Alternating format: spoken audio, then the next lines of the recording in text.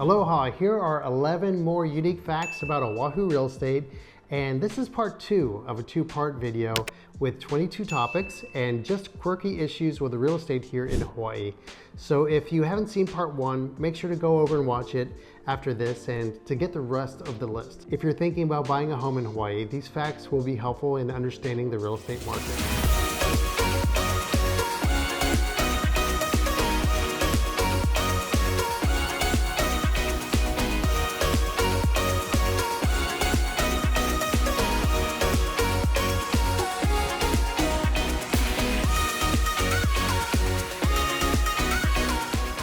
My name is Chris Shomo, real estate agent and owner and founder of Home Sweet Home Hawaii Real Estate, brokered by eXp Realty.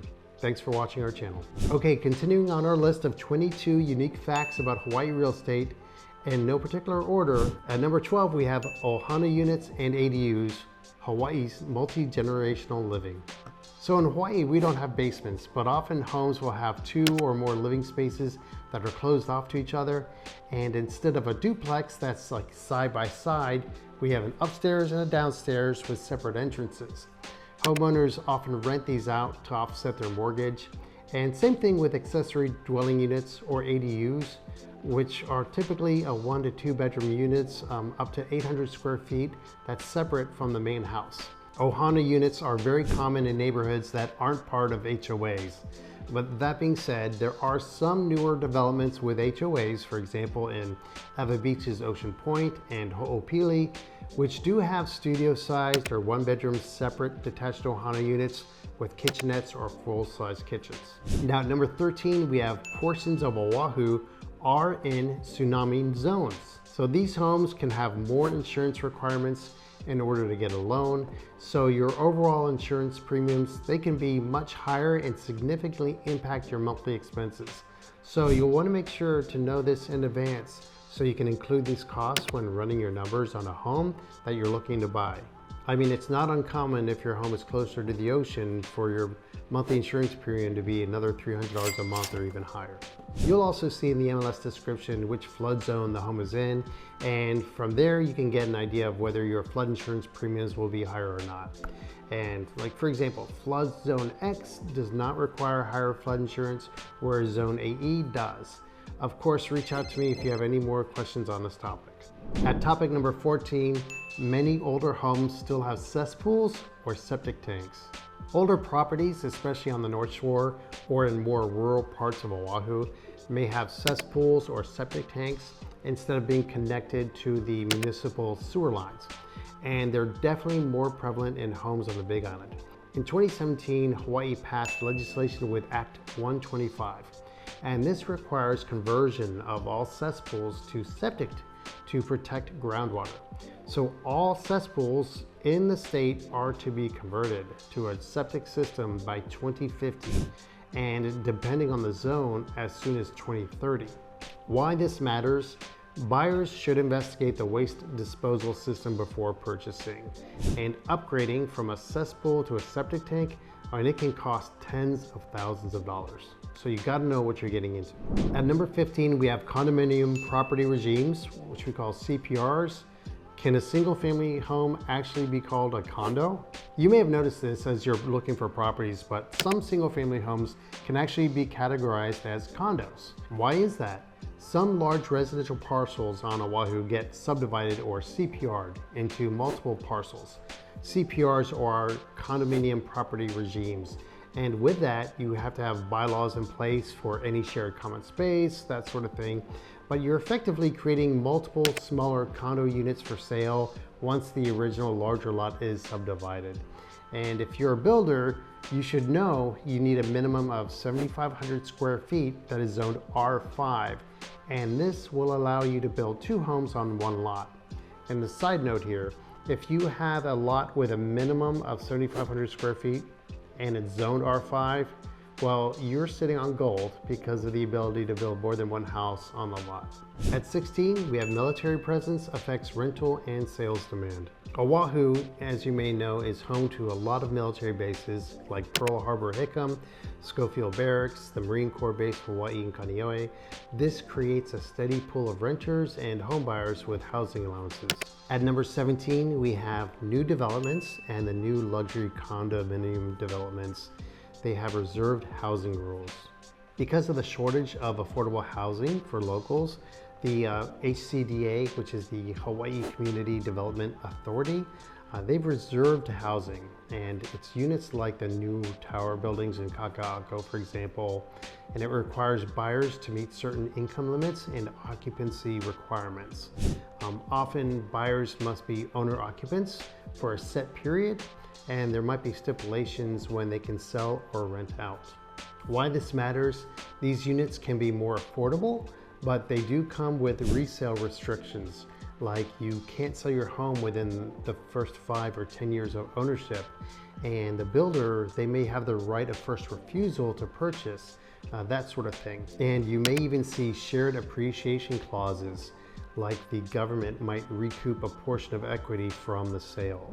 At 18, we have cultural and archaeological preservation requirements. Now, this is something you're not often going to see on the mainland, but if a property is near or on a site with cultural or archaeological significance, like ancient Hawaiian burial sites, what we call iwi kupuna, state laws may require a cultural impact assessment and or protection measures. Why this matters is because renovations or new construction could be halted, automatically stopped, or even modified at bare minimum if you discover cultural artifacts or a burial site.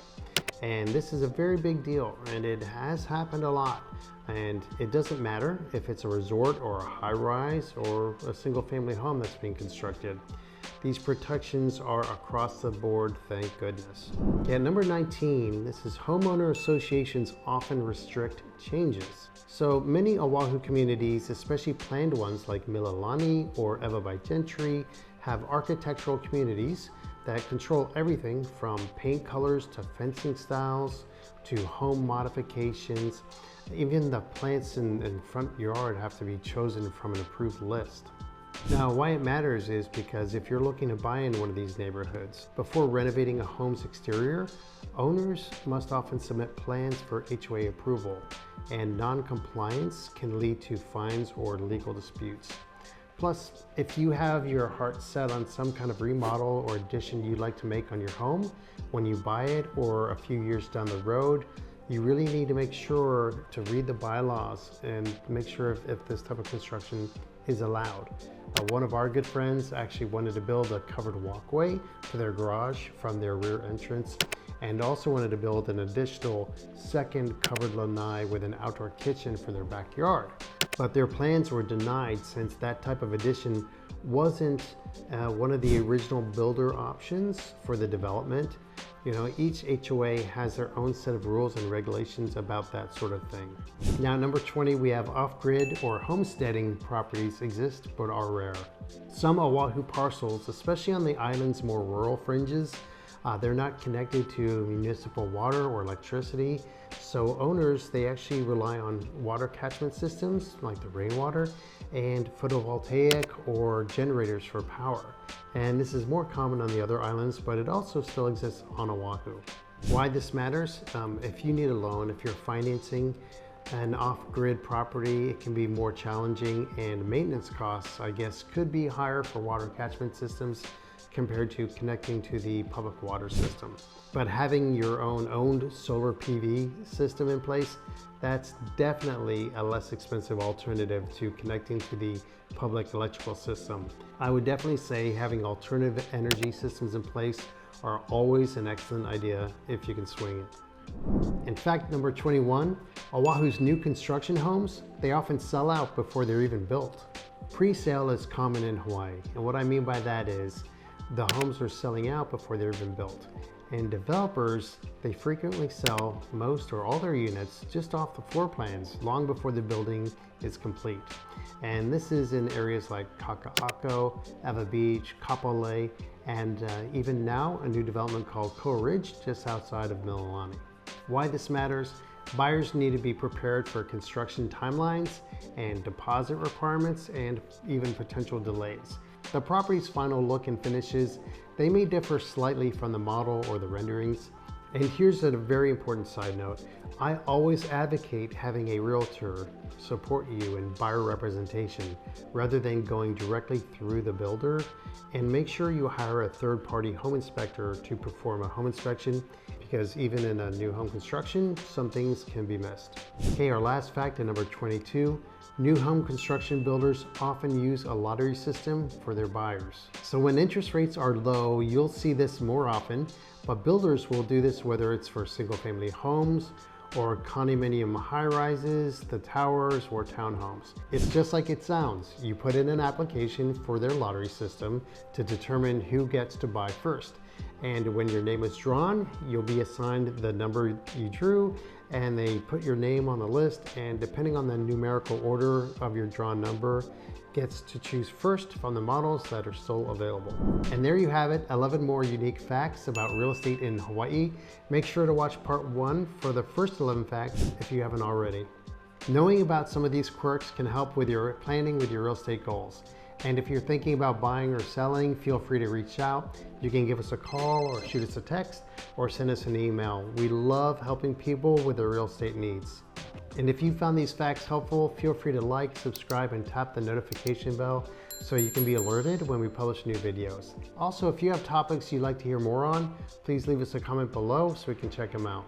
Mahalo for watching, and we'll see you on the next video. Aloha.